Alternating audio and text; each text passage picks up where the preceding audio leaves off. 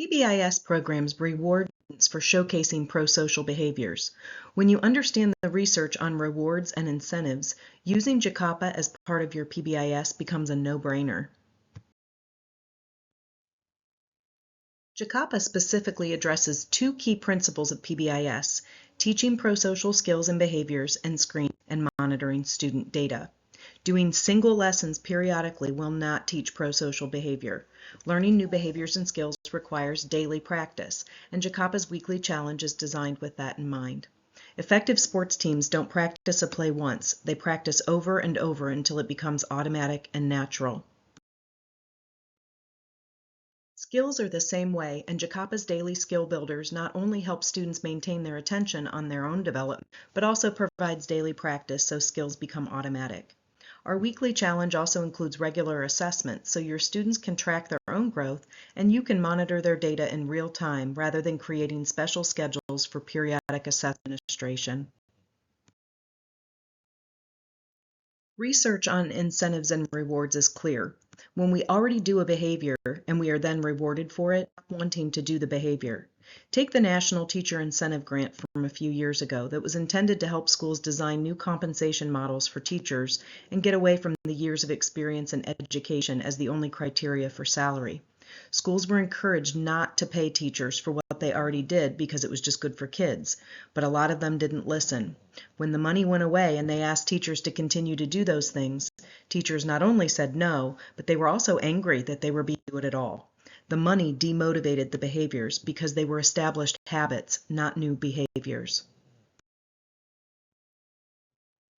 On the other hand, say you want to learn yoga but you've never done it. Yourself a small reward for doing it daily for a few days in a row will be a good motivator. If you know you promised yourself a new yoga mat or new yoga pants, you may find that prize motivating enough to do the activity daily. Once you realize the benefits of yoga and to do the behavior on your own, the external rewards are no longer useful. The behavior is now a habit. So what does this have to do with JAKAPA? Well, your PBIS matrix has expectations for behavior and establishes shared values, responsibility, and safety and perseverance. However, there are several underlying skills that students need to do those behaviors. If you want students to be responsible, they need to have good self-management skills, impulse control, and independence. To teach those skills, or we end up rewarding students who already exhibit them and actually demotivating ongoing behavior. And remember that rewarding established habits with external rewards actually demotivates action. One teacher I worked with remarked to me that her students used to behave well in the hallways and walk, but after she started rewarding them for their hallway behavior, she no longer did it unless she rewarded them. Even the students who never misbehaved started misbehaving in the hallway. To avoid this trap, review the skills students need to develop to do the behaviors expected of them from your PBIS matrix. Make a list of skills and behaviors successful students do. Each month, ask your students to look at their JAKAPA data and identify a skill they want to work on. You can then reward PBIS tickets when you see them actively trying to improve that skill. For example, they may want to work on impulse control and stop blurting out their thoughts and interrupting you. When you see them pause before they speak, reward them.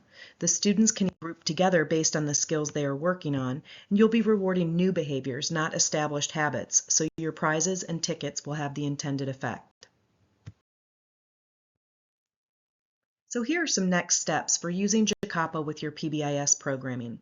Number 1, have students look at your PBIS matrix and identify the skills they need to be successful to earn reward. Number 2, have students review their JAKAPA data and identify the skills they want to work on that will help them achieve your PBIS vision.